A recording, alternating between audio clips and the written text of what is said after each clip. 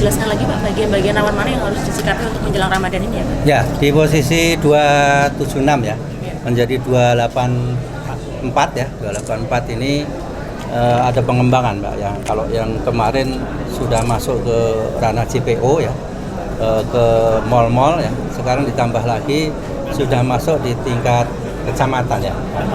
Tingkat kecamatan kita juga sudah mulai dihalau ya dalam kerangka untuk tertib, tidak ada PMKS barangkali marak gitu ya.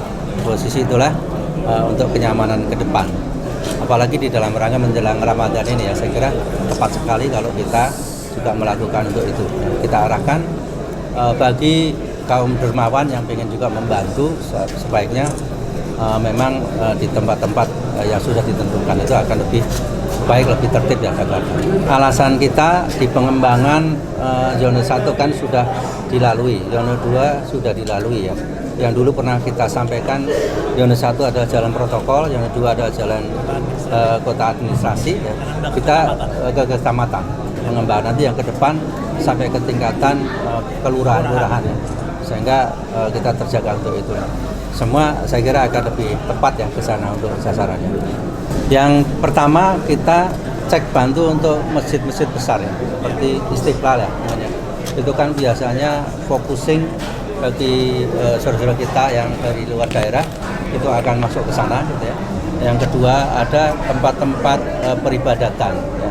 Utamanya di samping masjid juga ada makam ya. Makam juga harus dijaga. Ibu ketahui hari ini ya, yang ke makam itu saudara kita itu banyak. Nah, barangkali itu juga menjadi tempat juga untuk minta-minta dari PMKS kita. Utamanya yang dari luar daerah biasanya menyusup. Ketika dia menyusup, ada petugas kita, ini kan bisa dihalau lebih awal ya. Itu lebih tertib ke depannya. Di samping untuk tempat ibadah, ada satu lagi makam, ada lagi mungkin satu lagi JPO sama pasar. JPO ini tidak kelihatan ya, memang kadang-kadang di atas mereka ngumpet gitu ya, mungkin ini yang menjadi yang satu lagi pasar. Ibu-ibu umumnya jelang Ramadan ini belanja, maka ada belas kasih. Ini yang pertama itu, yang keduanya bisa membawakan belanjaannya. Ini modus biasanya. Ketika ada modus seperti ini, kita alur dari awal. Saya kira ini. Kalau toh belanjaan nggak seberapa, mungkin dibawa dengan anaknya mungkin sudah cukup ya. Nah, personel kita 5 wilayah kota itu di posisi tetap ya 425 ya, 425 di 5 kota ini ya, 5 wilayah. Sampai juga ada dibantu oleh satpol kita yang ada di wilayah.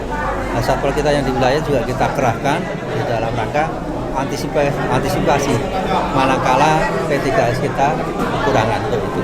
Ini yang mungkin kita upayakan ke sana. Ini ada modus operandi baru mungkin ya, kalau kita dimungkinkan ada beberapa yang di manusia gerobak itu kan umum ada itu. Walaupun sebenarnya manusia gerobak bukan pengemis, yang umum adalah itu profesi. Ketika itu profesi kita hanya bisa menghalau dan kita himbau jangan di pinggir jalan marak seolah-olah pengemis, padahal dia adalah profesi dan dia bekerja dan dia dapat penghasilan. Saya kira wajar.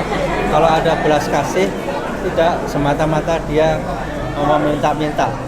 Belas kasih ini yang barangkali menjadi ini. Petugas kita menghalau agar minggir, tidak di jalan-jalan yang ditonton oleh banyak pihak yang lalu lalang dalam rangka lalu lintas. Yang umum adalah yang pertama minta sedekah. Yang modusnya itu minta sedekah, ketikanya. Yang berikutnya lagi dari sedekah itu ya berupa uang, bisa juga berupa barang ya.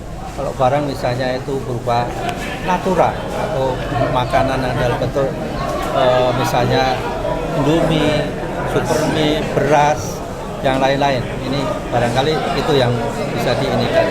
Kalau instan ada yang minta hanya uang, tanpa uang nggak ini. Nah ini yang modus sudah lama mereka cari praktis ya, nggak mau kerja memang posisi seperti itu. Bagaimana kita menanggulangi seperti ini, kita halau lebih awal. Mereka kita himbau, baik itu melanggar perda dan kondisi yang lain kita juga menyatu dengan dinas perhubungan, menyatu juga dengan Satpol PP, juga tidak menutup kemungkinan ya. Manakala ada trafficking kita juga libatkan kepolisian setempat, tidak menutup kemungkinan trafficking. Karena nih sebagian juga ada beberapa yang sewa bayi misalnya, ini kan masuk juga trafficking, ini nggak boleh. Misalnya ada gendong-gendong bayi gitu yang diperjualkan belas kasih, nah, ini nggak boleh.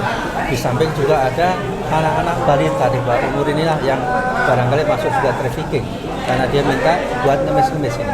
Yang ini barangkali yang sudah kita lakukan untuk penghalauan dari awal.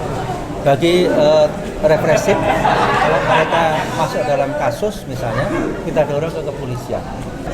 Sedikit banyak sudah mulai masuk ke pinggiran, gitu ya.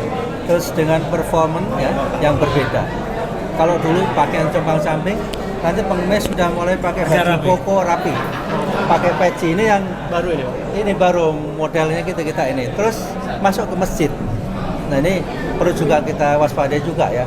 Masjid kan buat ibadah ya, bebas, nggak ada masalah. Tapi fenomenanya dengan rapi, wangi ini ya, ini yang jadi repot. Di ujung-ujungnya sodako Pak, sodako. Bawa alat musik, nah, suling. ini kan. Kalau dulu bawa alat musik, suling dan seterusnya, sekarang enggak. Justru ini yang saya agak repot ini.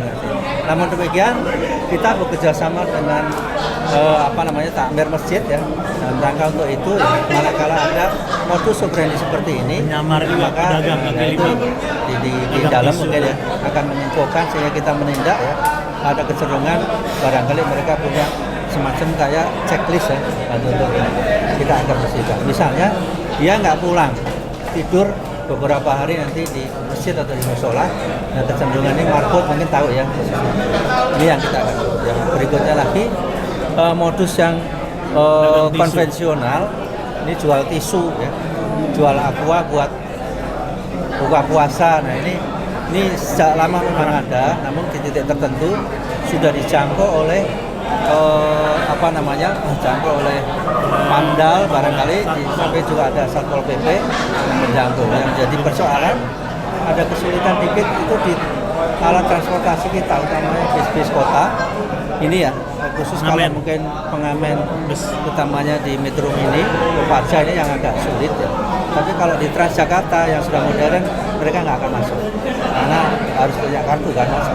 Ini yang ini berikutnya lagi yang masih sedikit mungkin ya, nggak banyak ya, itu khusus modus operandi bagi utamanya manusia gerobak ya. Gerobak ini masih tetap ada karena ini profesi ya, kita nggak jangkau total habis, namun kita menghalau, janganlah di pinggir jalan ya, karena ini memberikan semacam pemandangan yang nggak baik. Keduanya juga tidak ada mengganggu ketertiban. Yang ketiganya modus dia membawa anaknya itu ya, dengan kondisi seolah-olah butuh makan. Ini padahal dia sudah cukup mengeksploitasi ini yang barangkali kita halau dari awal. Ya, silakan aja di posisi itu nanti kita akan dorong kalau ada dermawan pun ya terkumpul ya, tidak memberikan di jalanan satu persatu, sehingga ini potensi akan mengganggu ketertiban. Itu.